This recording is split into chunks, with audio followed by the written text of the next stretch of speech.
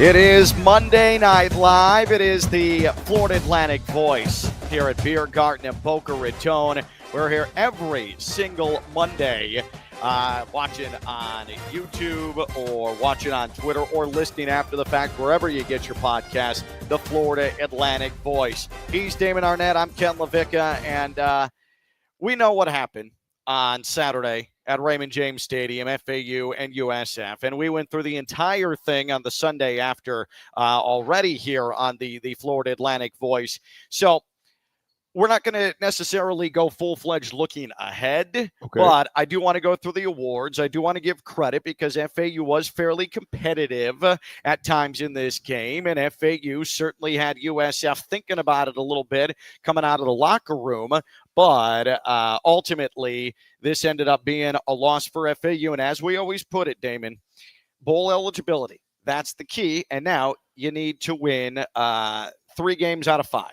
3 games out of the next 5 to get yourself bowl eligibility. Is it going to be tricky? Sure. Is it impossible? Absolutely not. And, I mean, this was the most treacherous part of the schedule right here. USF into Navy. Okay. That is 2 different styles of ball. Way different styles of ball. And there aren't many teams I don't know if there's any team other than those 2 in the American Conference. Sorry, I almost called it the American Athletic. Tim Pernetti, the commissioner, he actually threatens your safety, your physical being, if you call it the AAC now. They take that seriously. So sorry, Tim.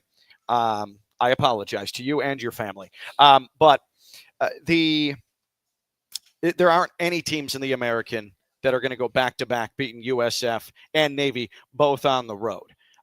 So this is what I'm saying is that it's okay to be frustrated. It's okay to say to yourself, man, USF really hammered Florida Atlantic back half of the third and the fourth quarter. But just understand, FAU fell victim the same way any other team in the American Conference would have. And we'll see how things go on Saturday at Navy. Well, do you think that FAU there's a silver lining because UAB goes out and beats Memphis? So are you wondering, hey, we beat the brakes off UAB, and they go out and beat Memphis. So you can scale where you think your potential is. Yeah, positivity by association. There you go. I think is the best way to put it. But here's the issue too now for Memphis, and this is what changed this game against UAB. Brendan Lewis, Memphis's outstanding quarterback, went down with an injury. There's a chance that he might be done for the season, and UAB played inspired ball with an interim coach.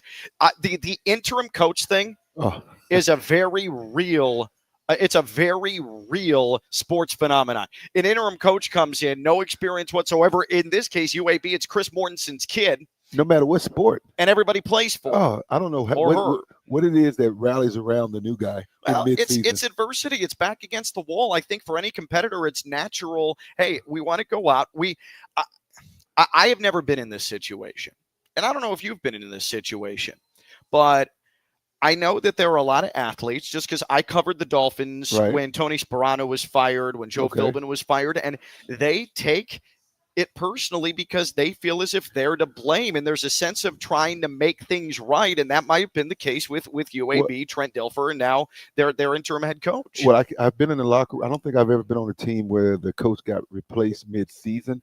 I have been on a team when I was at Baylor where the coach got fired right before the season started, like literally the day before. Yeah. And naturally been in the locker room with a bunch of rumors. Was that Daryl Johnston? Oh, okay. And that was a big old deal, actually, with North Florida about doing correspondence courses. And okay. So this wasn't the Baylor murder scandal actually, that brought Scott Drew to Baylor. I got some good stories during that time, but no, this wasn't about doing that. The Baylor murder scandal. I got some good stories from that time. Well, not making light of it, boy, but Damon Arnette's got a good tale for everything. Oh, exactly, pretty much. But I've been in the locker room for that, and what I don't like about it, or what I understand it, but I don't understand is that all that energy and effort you go out and play with that next week. Where was it the week before?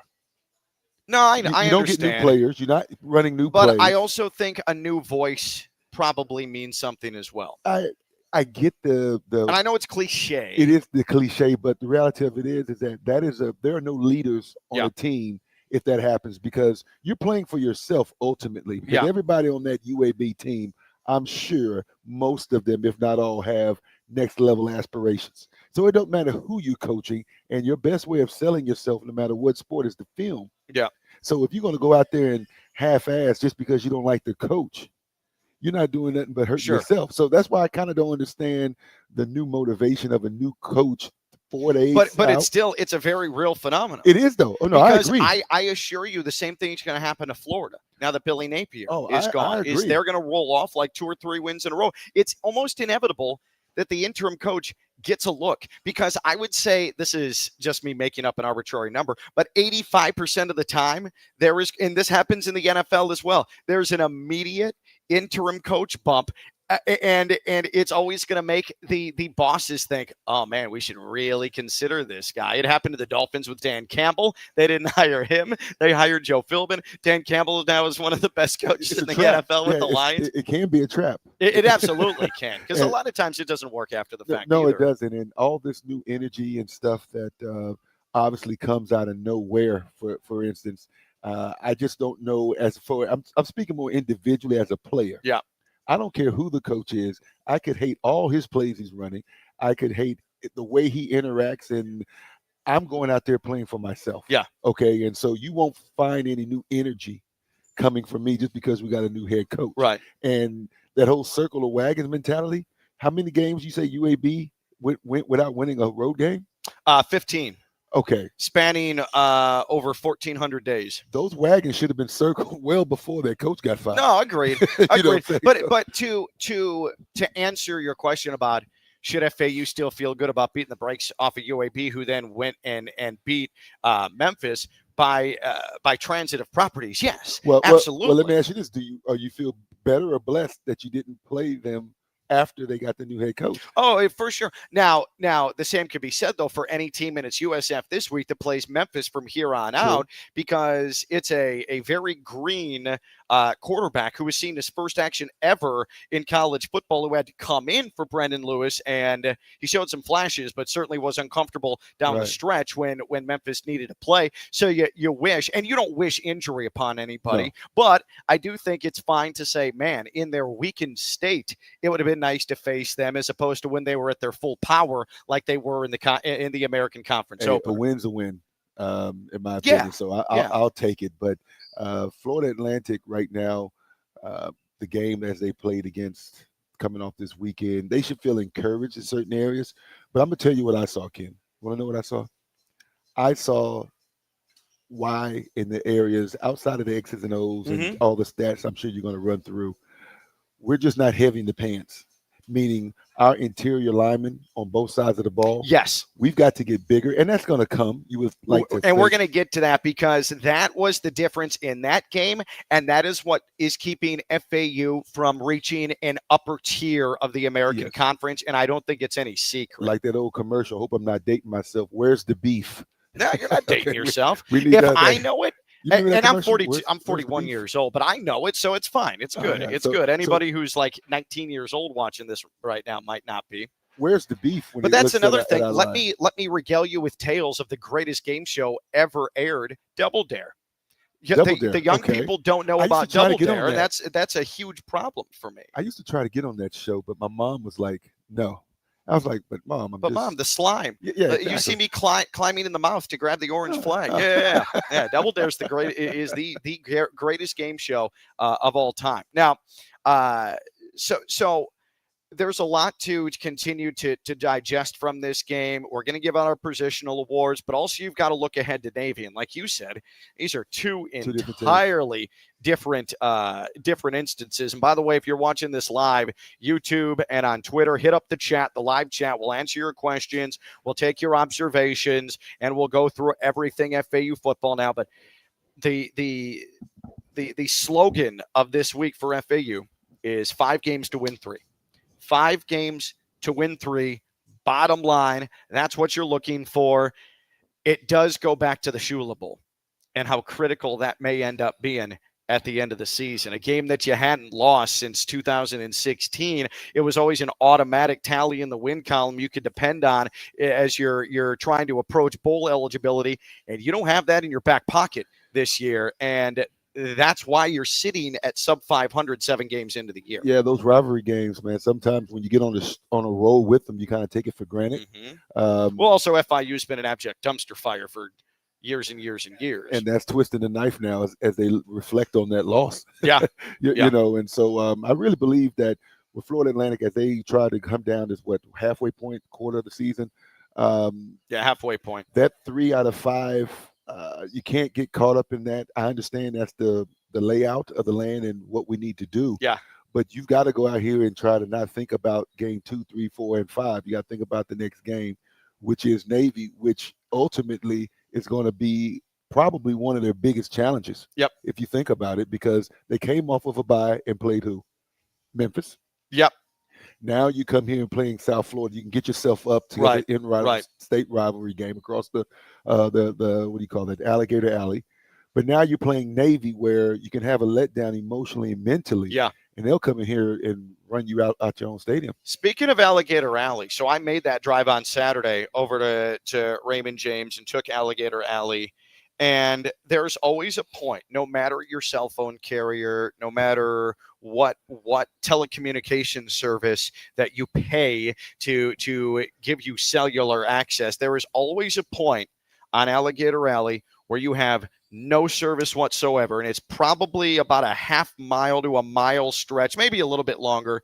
But I've always wondered what happens if you break down there, especially at night, because there's no part of Alligator Alley that I want to try and traverse, walk on the shoulder, try and get myself into a more amenable signal area. But that is the most terrifying part. And then you also, once you're getting to the Tampa area and you have to go over the Skyway Bridge, which is the most terrifying bridge on the planet. You don't like that bridge? I hate it because it's just so exposed on both sides. And you know that many decades ago they had to rebuild it because a ship hit it and knocked it into the water. Well, I can tell you this: if you want to know what to do if you go across Alligator Alley, one, if it's nighttime, do you get out your car? We've got to fix a flat tire. Oh, I know. I'm with you. Wow. So that's why I try to avoid it at night. But you took it. That's just me. But I was driving during the day. Oh, okay. So it was okay after that.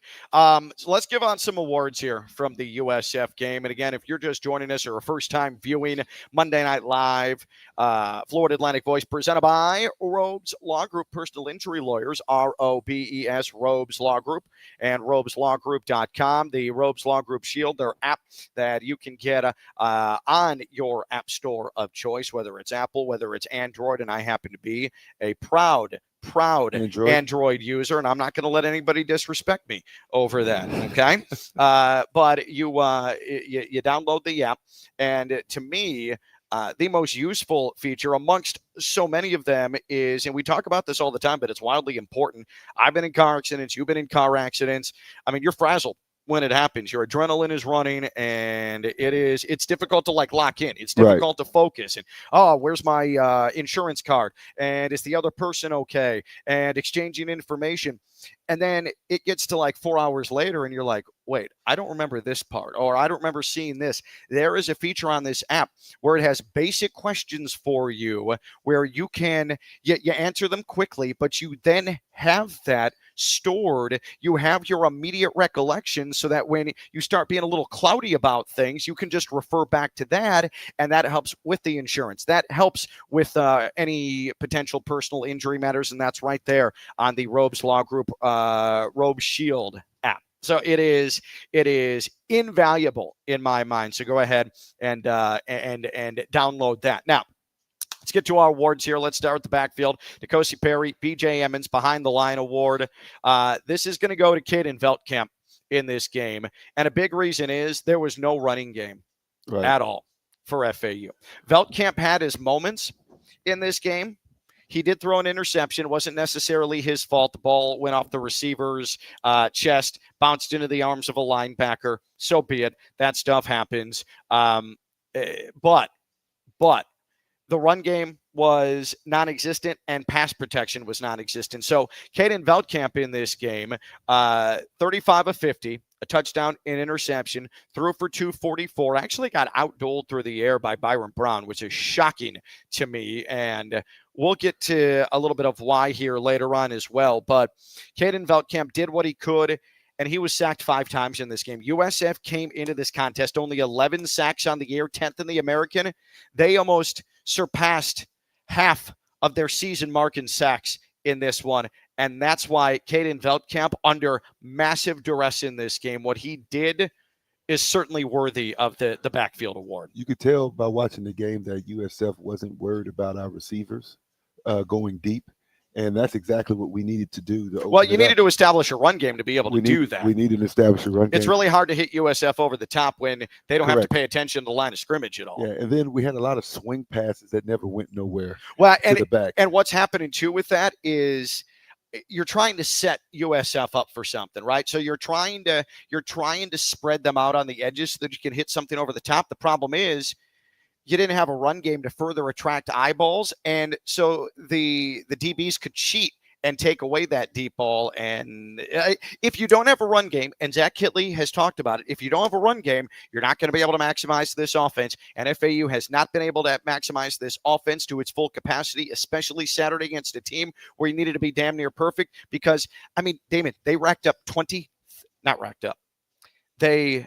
they staggered to 23 rushing yards in this game. You're going to lose almost every single football game you play at any level if you run for 23 yards. Yeah, it was painful. And then they tried to do the short passing game to try and be the running game. To create a running game. But it seems like Sands, who was the recipient of a lot of those short passes, kept losing his footing. He could never get his steps going. Let me say this.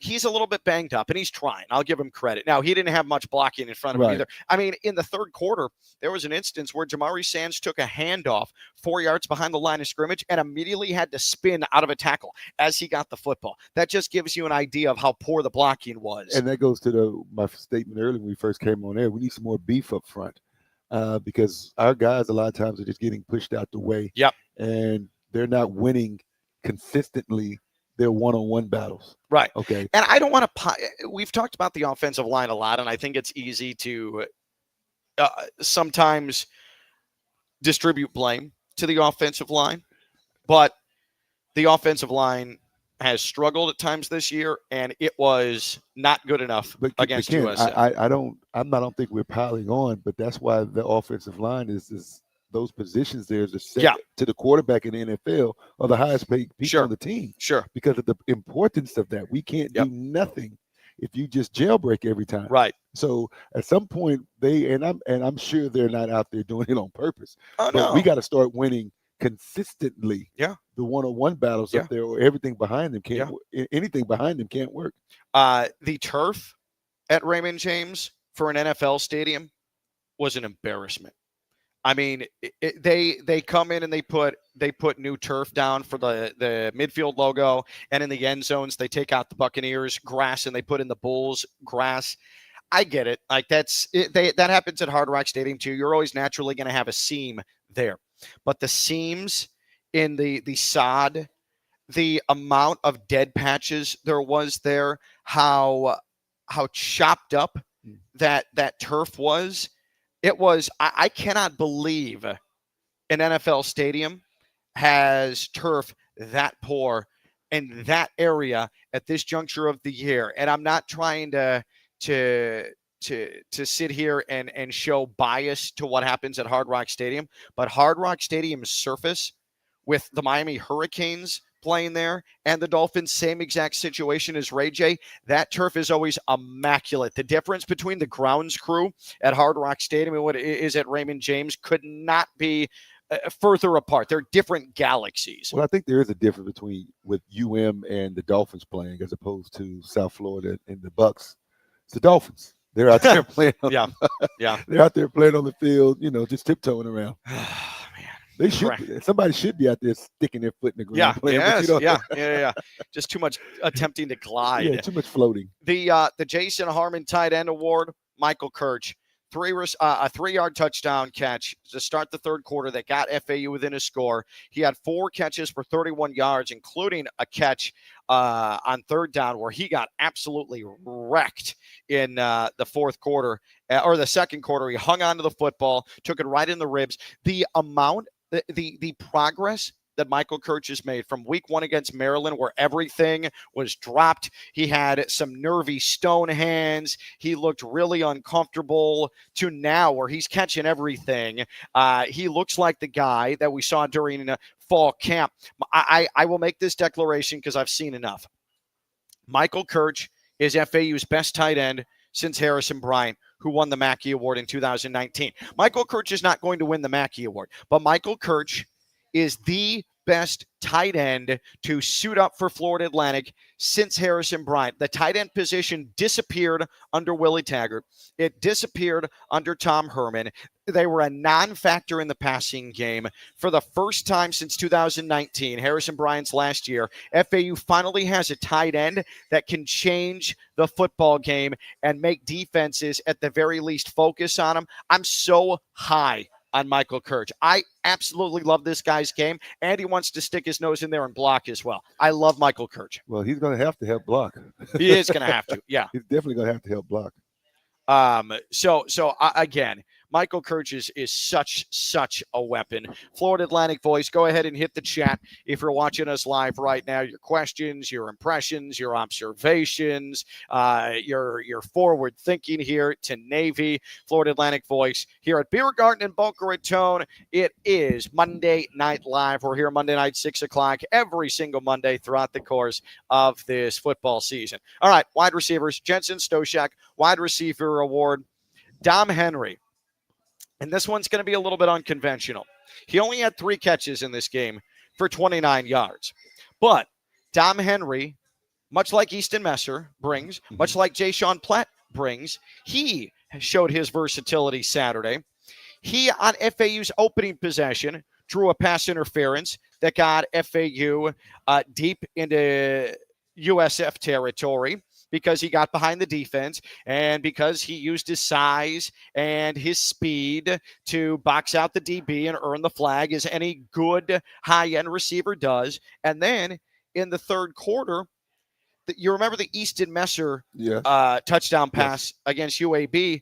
They try the same thing, different side. This time with Dom Henry. He throws a beautiful ball to the back of the end zone for Michael Kirch. Pass interference against USF. So that's Dom Henry, even with 3 catches, affecting the game because he says yes to anything. He'll go in and block, which I love. You can hit the deep ball on him. He'll run a route over the middle and put his body on the line, and you say, hey, Dom, could you throw one? He says, yeah, I'll throw one, and he draws a flag. How good is that? He's a football player. Yes. I mean, that's what I love about these receivers. They're all football players. They don't care about the physicality. They'll take a hit. They've got good hands. That's again, if there was Veldkamp tore apart UAB because he had all day in the pocket. If you can give Caden Veldkamp 2.5 to 3 seconds with these receivers every single time, he is going to tear up every single defense. He didn't get that against USF, which is why things felt limited. Is he an NFL prospect? Veldkamp? Yes. Yes. He still needs to be, in my opinion, refined a little bit, but he's huge. He's got a really big arm. And the reason why I asked that, because I just noticed for the first time his release. Oh, yeah. His elbow is like, he doesn't bring it up. It stays on his side. It's quick. Yep. Yeah. Yep. There's nothing loopy about his throwing motion. No. Rusty Smith, the first ever FAU NFL draft pick, he did have a loopy motion. He would come around and then let it go. He didn't have the quickest release. Caden Veldkamp's release is take ball, look, get it out. Yeah, he throws it quick. He reminds me of Chris Robinson, who was the FAU quarterback 2018-2019, won the Conference USA Championship with Lane Kiffin. He had a quick release too. This reminds me a lot of that. I do think, again, he and Zach Kitley would agree he's got some work to do, but yeah, he's definitely this wide receiver room, especially someone with the size of Dom Henry, Asad Wasim, and how quick he is and how he bounces off of tacklers. They're, I think, future. And if LeJante Wester is playing in the NFL now, former FAU receiver, then certainly Asad Wasim and Dom Henry could. Jay-Sean Platt, I think you can start having the conversation. Easton Messer, I don't know. He's a do-it-all, a lot in the toolbox. but I'm probably not giving enough credit for his speed because he was dominant again. And we'll get to that in a second, special teams wise, and unfairly had a punt return touchdown taken off the board. The offensive line award, Antonio Wood's offensive line award, we're going to table that. Please, here tonight. Yeah. After everything we said about the offensive line, we're going to table that here tonight at Biergarten in Boca Raton. The Evan Anderson Defensive Line Award, Gavin Marcelin. He had a sack, the only sack for FAU on the night on the ultra-elusive Byron Brown. Speaking of NFL prospect, that guy has it all, the USF quarterback. I will never, after what happened with Lamar Jackson, say, oh, well, maybe if he tries to get into the NFL as a receiver, as a DB. I'm not doing it. He plays quarterback. He's played quarterback all his life, and I hope that he tries to get into the NFL as a quarterback. But not just Lamar, it's also the Philadelphia Eagles quarterback who lost his job to Tua. Oh, Jalen Hurts. Jalen Hurts to Oklahoma. He lost his job to Tua. There was discussion about him switching positions. You're right. And so you can never say that because the NFL is a different game. Yeah. But as you see here in our awards, our offensive line and our defensive line, I really would like to see that being hard to decide who you're going to give the award to. Yep. Because we've got multiple people that deserve it and have played well. We cannot, with all the amount of plays, you can't lose 90% of those individual battles in those positions on the offensive line and defensive line, because then you never know what you got on the back end defensively. Correct, because they're under duress all the time. They're under duress all the time, and no one can cover for 5 seconds. Right. It's just not happening. It's just not happening. Rich in the chat, do offensive linemen get NIL money? If not, we need to start. It's been a problem for a while. Well, yes, offensive linemen do get NIL money, but they get prominent NIL money. Difference making NIL money at Alabama, at Georgia, at Florida, at the group of 5 level, or group of 6 if you want to count Oregon State and Washington State in the 2-team Pac-12 right now, the Pac-2. It is very rare that offensive linemen are getting NIL money or anything substantial. Now, are they getting money through the rev share? Yes, but is it appreciable? No. Would it have an offensive lineman consider one school over another at the group of 5 level NIL? Would that be a difference-making factor? Not at all. So it's tough for every single group of 5 school will say, I wish we had more on the offensive line. And FAU has who they have. And yes, the offensive line's been an issue for a while, but it's hard. It's really hard in the transfer portal era to put together a cohesive offensive line. That's the biggest part of all of this. What I would do if I had a vote, so to speak, when it comes down to trying to divvy up money positions, I wouldn't worry about receivers. And I really wouldn't worry about a quarterback. You need a serviceable quarterback. Yeah. Okay. I would put that money in that offensive line. You see every year in the NFL, the first players that always get drafted in that lottery area is quarterbacks and offensive line and defensive line. Yep. I would try to build myself out into those skill positions because I'm sorry, I can find somebody to catch the ball. Yeah. No, he may not be the next Jerry Rice, but you know what? He can do a 10-yard hitch. Yeah.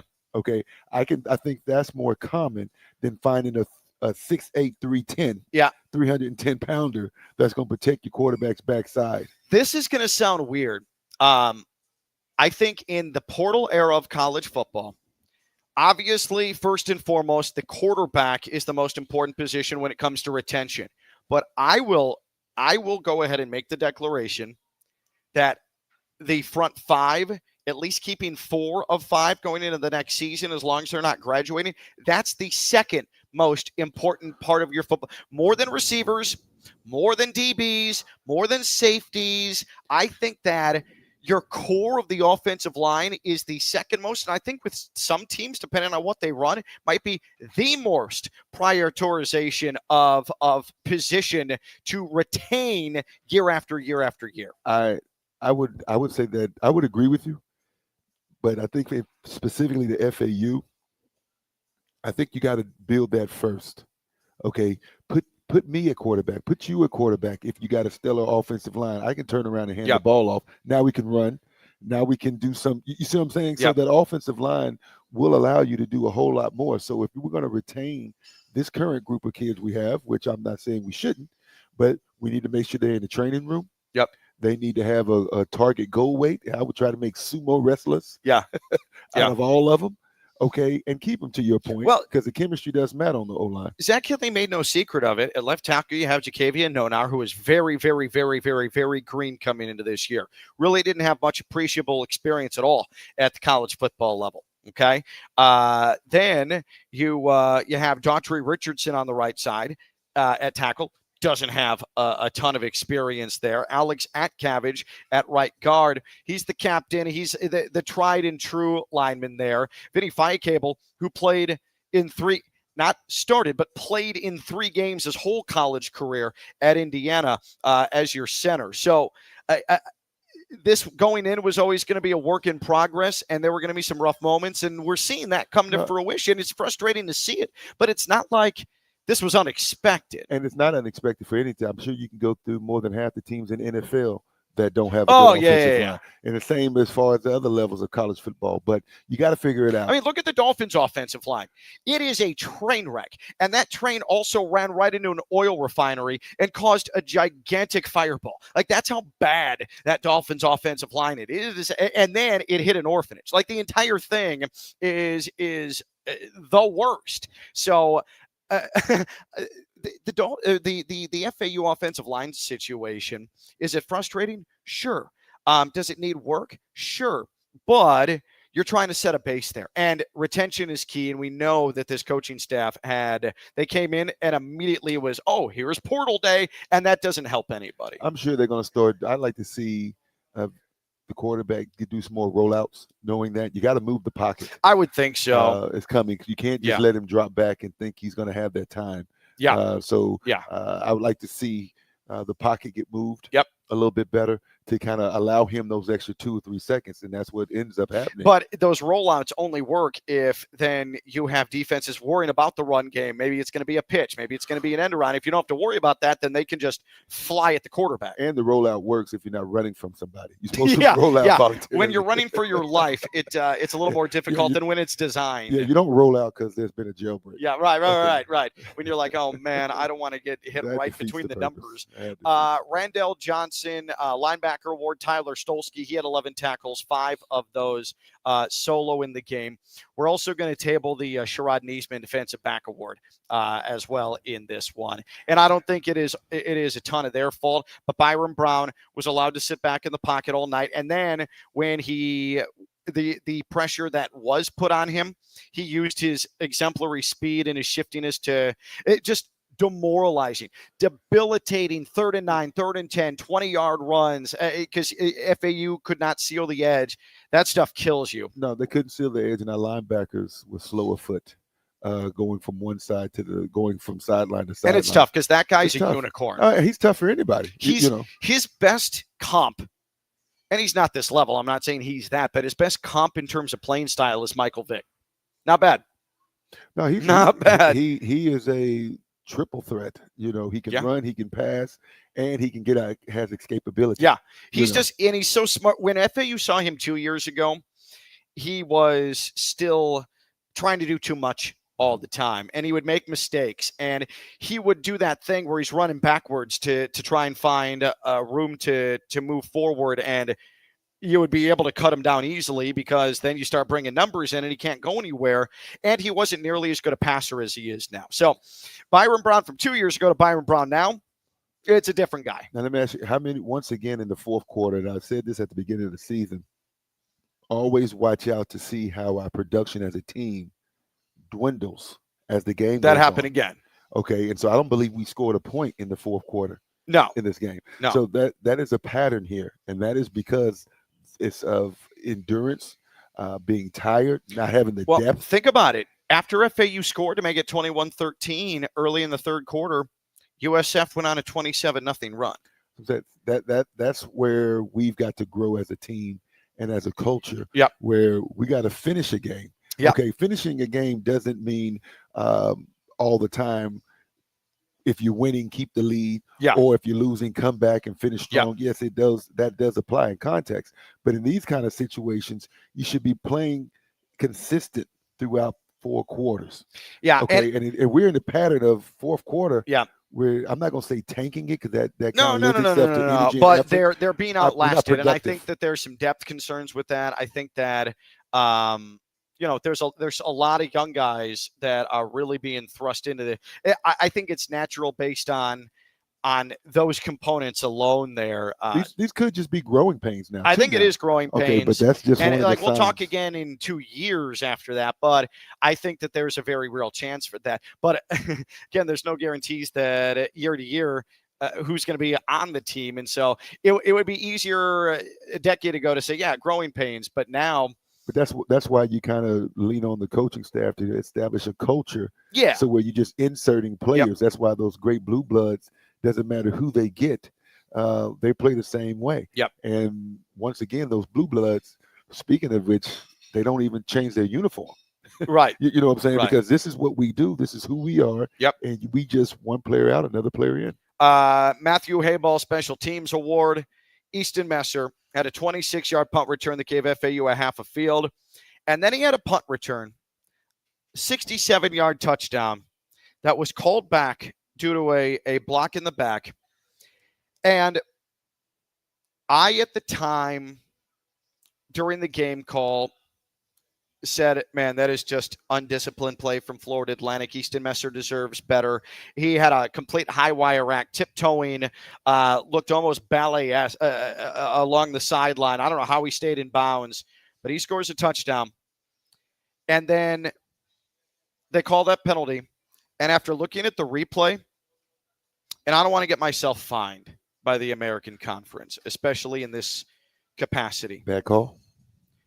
It was a horrendous call.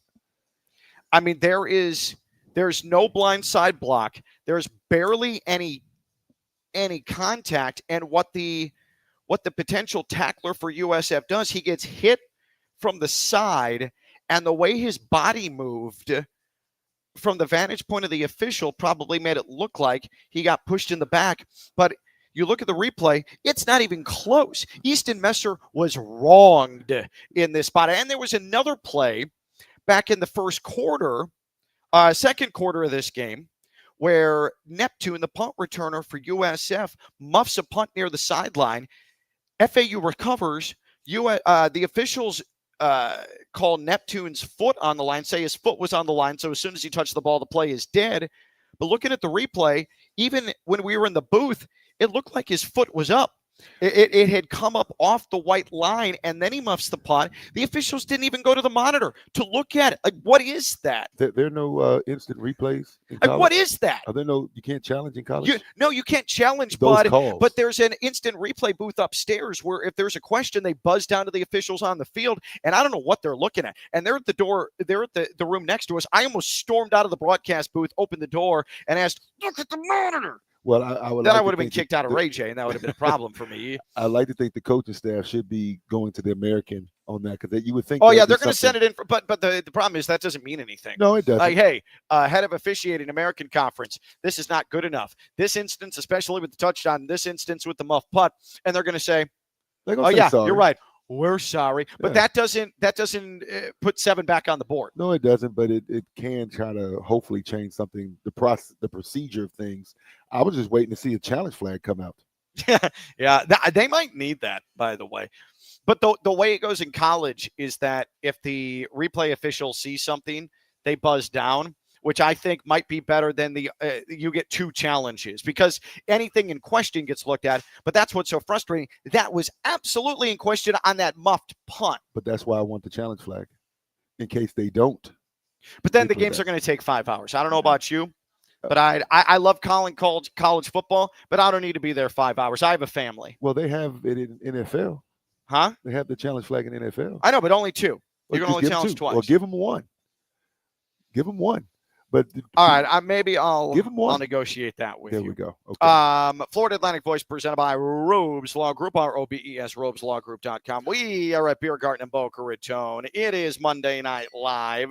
And come up to Biergarten in Boca Raton, 6 o'clock every Monday for the Florida Atlantic Voice Monday Night Live edition. $3 bratwursts and first drink on us. On me.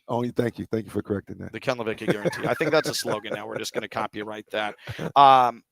Before we get to Navy, are you a haunted house guy? Are you a spooky Halloween guy? Absolutely not.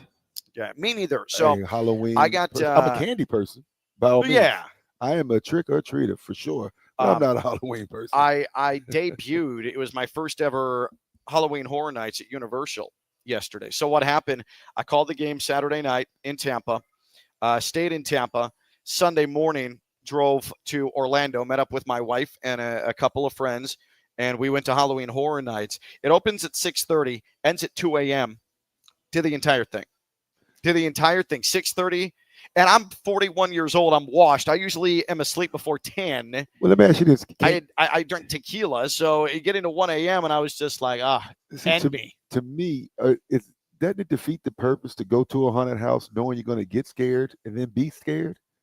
But that's like saying, doesn't it defeat the purpose to go out for ice cream knowing you're going to enjoy the ice cream? Like, it's the same thing. You might as well not do anything in your life. And some people derive pleasure. Some people derive pleasure from that rush. But when you walk in a haunted house, you should know, okay, I'm about to turn the corner and it's dark. But you don't know when something's going to pop out any second. Yeah, any second. I know, but you just. So did you have a good time? See them coming. Did you get scared? So there was one. I did. I did multiple times, and I may have screamed multiple times.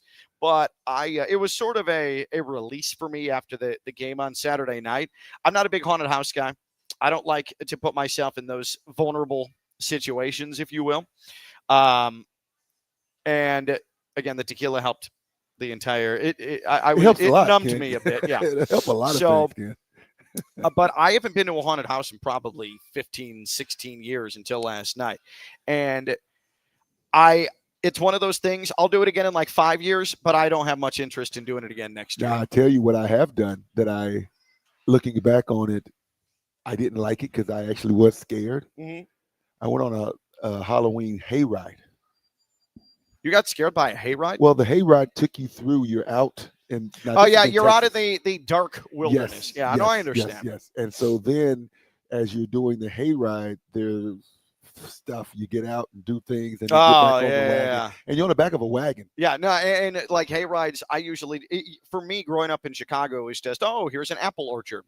Let's take a hayride. And that was good enough for me. There wasn't like, there weren't specters jumping out at me in wooded areas. Were. It was definitely, and the hayride wasn't being pulled by an animal because you spooked the animal. Yeah. It was a tractor. Well, for me, not liking I like Halloween. I don't like haunted houses, but it's weird for me because my favorite movie, you know how we said Double Dare is the greatest game show of all time?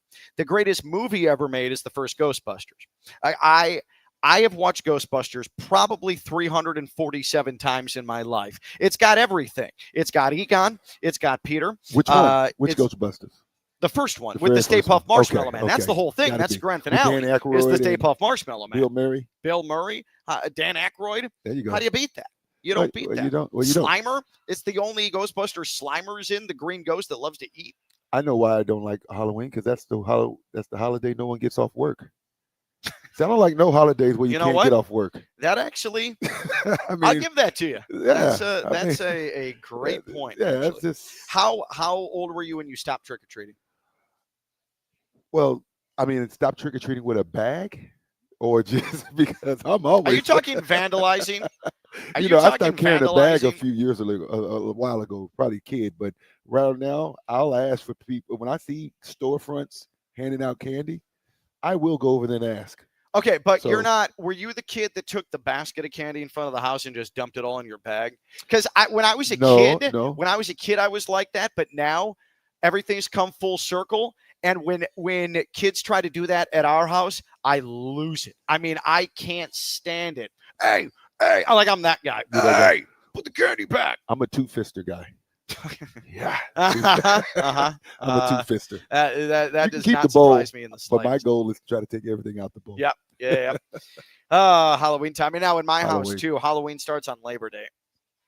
As soon as Labor Day hits, my wife has the Halloween, not Christmas, because that's starting too now. Apparently Thanksgiving's not a thing anymore. No, I remember my mom used to put up Thanksgiving decorations all the time. And now Halloween has become a super trendy holiday. And then the holiday season starts earlier than ever. So we just skip over Thanksgiving now. Yeah, we have Thanksgiving dinner, but there's no like colored fall leaves that you put out as decorations anymore. No husks of whatever you put out. Like that was always nice and homely as well. But you're in Florida.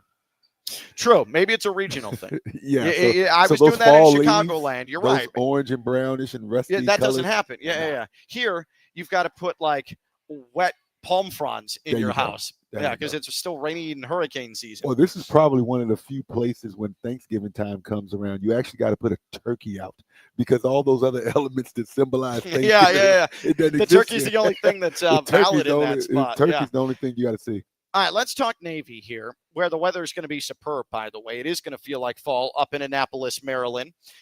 Blake Horvath, that's the name you need to know. He's the quarterback, just like Byron Brown, USF. Blake Horvath. Here's the thing, though. Triple option offense, but he's a cheater because he can throw, too. That's what makes Navy scary. They're undefeated because Blake Horvath not only is second in the conference in rushing, 640 yards on the ground, but he'll also throw over the top of you. What? And he, to me, like Byron Brown is terrifying. Blake Horvath, not quite at that level, but he's scary. Well, let me ask you this. As we were just talking about getting an offensive line and a defensive front. Now, I know Navy's not up there in the tops in the nation every year as far as the beef up front as we're talking about, but they do get the guys to run that system every year very effectively. They do have linemen, offensive linemen in particular, that opens up those holes so where they can keep that scheme.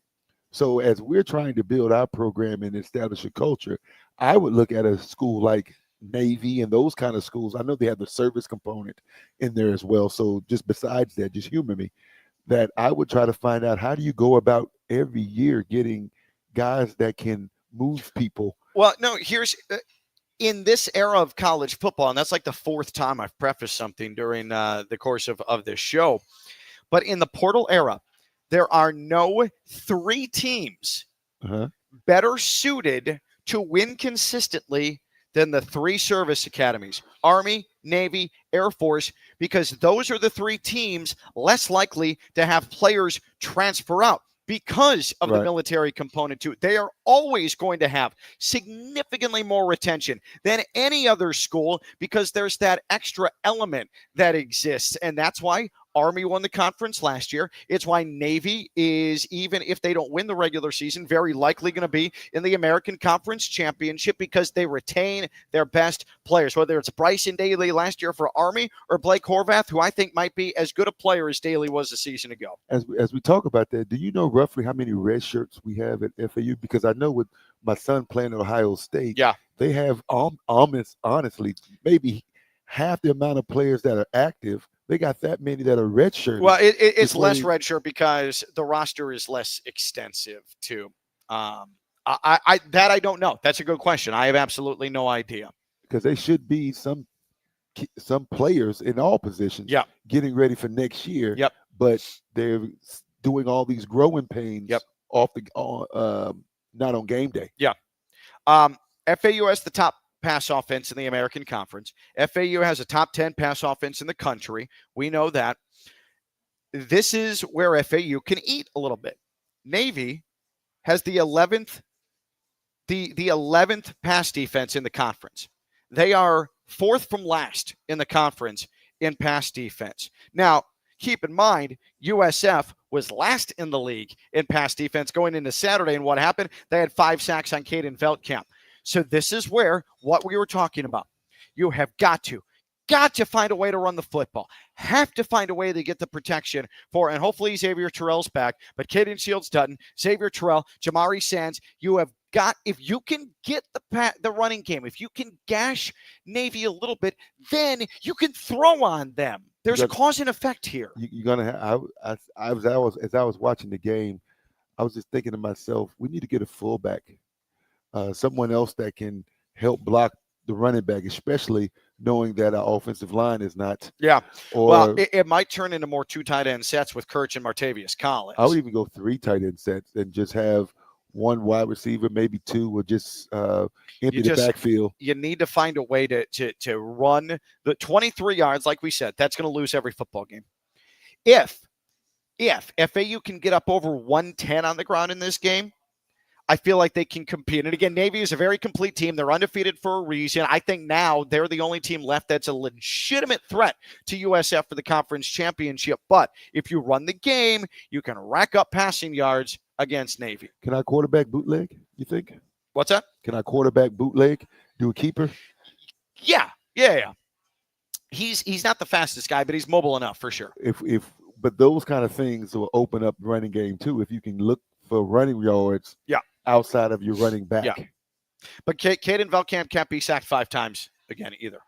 No. You can't 2 weeks in a row have the worst pass defense in the conference and the 4th worst pass defense in the conference hit you 5 times with Caden Velkamp on the ground. You can't. Yeah, and that's why as you reading off these stats for Navy, I'm sitting up here thinking about the most important one, which you may or may not have listed on here, is I want to know what their D-line does. I want to know how productive their D-line is. How many sacks does their D-line produce? Because that's going to tell you more of a window into that pass defense. We may never get to it. Well, Navy's 4th in the conference in rush defense. Okay, they allow 125 a game. 125 a game. So take that for what you will. Sacks-wise, they have 14 on the year. USF had 11 on the season, and now they have 16. So you got Navy's 7th in the conference. It's not elite. You got to protect Caden Velkamp. You can't back-to-back weeks against a non-elite pass rush allow yourself to get bowled over. What's happening, Ken, is as you're outlining weaknesses that we should be going at Navy, they're doing the same with us. So they're going to have a lot more intensity getting after the quarterback with their D-line. And if they can get to the quarterback with the 4-down lineman without even bringing, it's going to be tough to pass. This gives context to everything. So FAU, its first 3 league games were Memphis, UAB, and Rice. At this moment, on October the 20th, 2025, those 3 teams, their combined conference record, 4-7. Okay, you went 2-1 with those 3 teams. You beat 2 that you should have, based on what we think FAU is, and you lost to Memphis at their full capacity, which they are no longer at. Last weekend and this weekend, USF, Navy, they're combined 7-0 in the American Conference. The only loss for USF in the entire season was at Miami. Navy hasn't lost yet. So this is like what we said. This is the peak of the problem in the FAU schedule. You've already gone 1 leg where you lost. Your second leg is another undefeated team combined 7-0. USF and Navy in conference play, coming off of 4-7. Your first 3 games in conference play, opponent-wise. Now, from here on out, and UConn doesn't have a conference, but you've got to factor them in as well because they're also on the schedule the rest of the way. But the league opponents for the rest of the year after this weekend for FAU, you've got Tulsa, you've got Tulane, you've got East Carolina. They are a combined 5-5 in conference play. So your bowl eligibility is contingent upon you finding a way to be better than average. If you can play better than average, you're putting yourself in a spot to be bowl eligible, and then you try and make that UConn game a toss-up, a very formidable UConn team that can run the hell out of the football. Well, they definitely got to start bullseyeing what they say is getting late early. Yeah, and I think that's what you're saying. As you're forecasting down the schedule, it's getting late early right now, and so you got to try to sneak one of these early games off, pull them off, or every game on is a must-win. Rich with a great point, and he's 100% right. You need to get a decent lead on a triple option team to get them out of their game plan. Like at its core, forget the decent lead for a second. Get a lead. So what happened? FAU got hit by Rice on that 68-yard touchdown on the opening possession to start that game.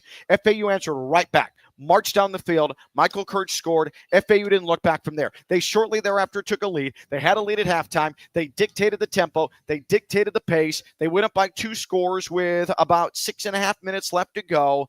Yes, Rice made it interesting, but FAU led for the vast majority of that football game, and shockingly, FAU had a better time of possession than Rice. They checked off every textbook component to beating a triple option team. And you're not beating Navy if you don't check off all those boxes. But FAU's first time around, their first option test, Rice, they passed the exam. I think Navy, yes, and you're right, and that should build a lot of confidence for them going into. But I'm not saying Navy and Rice are the same level of team, yeah, but Navy you've does at a lot least better. Experienced it this year. No, you're right. This is not that game plan against Rice. You probably kept it, yeah, and you're pulling it out right now as we speak in your meetings and in your position meetings and whatnot. And once again, it's going to have to take some discipline, and to go out of that to trying to open it up against USF last week, but was unable to. The pendulum is swinging. I think that. So the Rice quarterback is a top 7 rusher in the American Conference. We mentioned Horvath is number 2. The Rice quarterback was number 7, and FAU made his life impossible. Byron Brown running all over FAU. He's a much different quarterback.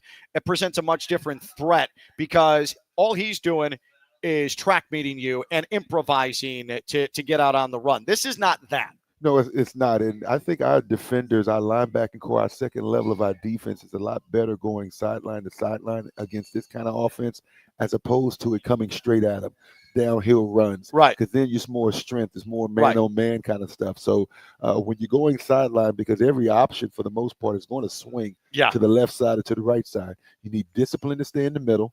And then you need to have eye discipline as the ball is being swung around the trying to get on the outside running the option. So this is the home stretch. It's right here. You've got a really difficult climb up a mountain in the Himalaya range on Saturday against Navy. If you compete, great. If you win, even better. And then we have a celebration here Monday night at Biergarten in Boca Raton. But what really, the meat of all of this is the last 4 games, and specifically the 3 conference games. Those teams 5-5 currently. That's average football. If you play above average football, you're putting yourself in an advantageous position to have 6 wins. One final thing. There's tiers in this American Conference, okay? This is based on what I think. This is a Ken LaVicka opinion. If you think I'm wrong, get a hold of me. We'll discuss it. There are 2 teams in a championship tier in the American. Okay. Who are they? USF and Navy. Okay. The 2 teams that you're playing back-to-back on the road. Yikes. Then there's a tier 2. Tulane, who I think Tulane fans would say, what are you talking about? We're in the championship conversation every year. We're Tulane. We beat Duke. We beat Northwestern. But Tulane looked unimpressive at home against East Carolina. Tulane looked unimpressive at home against Army. There are flaws there with Tulane. That's why they're in tier 2. Memphis, and I need to see what they are with this backup quarterback. Without Brendan Lewis, Memphis is not at the championship tier. They're in tier 2. But if this quarterback can't find his footing, then they could drop. There's East Carolina, who's sort of hanging there in tier 2 with just about as good a passing offense as Florida Atlantic. And then there's North Texas, who they don't play. Their defense will give up big plays like FAU's. They have a passing game like FAU's. That's tier 2 that got off to a good start. Their lone loss on the season is to USF. Tier 3 is Army and Temple. Army should have beaten Tulane. Temple should have beaten this Navy team that FAU is playing on Saturday. Navy needed a late 2-point conversion to stun Temple, okay? So Temple gets tier 3. Your tier 4, FAU and UTSA. And then your bottom, Rice, UAB, Tulsa, Charlotte. I'm sure FAU fans saying, Ken, that's so unfair. Putting them tier 4, they were just above 500 in conference play 4 days ago. FAU doesn't have the performance that Army did. Again, they should have beat Navy or Tulane. They do not have the performance yet that Temple did. Yes, they were within 5 of Memphis in the 4th quarter, then the bottom dropped out. Yes, they were within 8 of USF early in the 3rd quarter, then the bottom dropped out. So that's why I have FAU in the tier 4. I will say this. If you can get FAU in the tier 3, FAU is going to a bowl game. What do they need to do to get in Tier 3 in your mind? Compete with Navy, scare them, and then beat Tulsa on homecoming, beat East Carolina, and go to Tulane and give yourself a chance to make UConn a coin flip. So you wanted them to beat 2 Tier 2 teams? Yep. And then that'll raise them to what, Tier 3? Or at least one of two. Okay. At least one of two, and then that UConn game becomes massive non-conference, just like to cancel out the FIU game. That's your path right there. So in your math, that UConn game looks like it's going to that UConn game is going to be huge. It's going to be a must-win. If you win 2 of your 3 final conference games, that UConn game, like that's it right there. That we will know. We will likely know by week 12 if FAU. Well, obviously. But week 12, it's either going to be you're playing for bowl eligibility or you're not. And what's UConn's record? They're above 500, I believe. They slammed FAU last year. I mean, absolutely obliterated FAU through the running game. They've got the same quarterback. UConn on the season is 5-2. Okay. So they're good. They're good. But you get them at home, unlike having to go to Hartford last season. It's going to be interesting next month. Oh, yes. Yeah. There's a lot on the line, no doubt. Reminder, Coach's Show, Zach Kitley on Thursday. We'll make sure we cover all this with him. Biergarten in Boca Raton every Monday night, 6 o'clock, Monday Night Live. Come out first. Drink on me, the Ken LaVicka guarantee. And, again, $3 bratwurst here at Biergarten in Boca Raton. Florida Atlantic Voice, presented by Robes Law Group, ROBES, robeslawgroup.com. All your personal injury matters, and it's scary when you have a personal injury matter. You need someone you can trust. You need someone you can depend on, someone you can go to. That's Robes Law Group, the Robes Shield app. Make sure you download it because it's a legitimate lifesaver. And if not a lifesaver, a sanity saver, a sanity savior for you if you go into a personal injury matter and especially in an automobile accident situation. Damon Arnette, I'm Ken LaVicka. We will be back with you next Monday night, as always, from Biergarten and Boca Raton at 6 o'clock. Don't forget myself, Robbie Lastilla, Sunday, 10 a.m. After this Navy contest. We'll talk to you then. This has been the Florida Atlantic Voice, Monday Night Live. Bye-bye.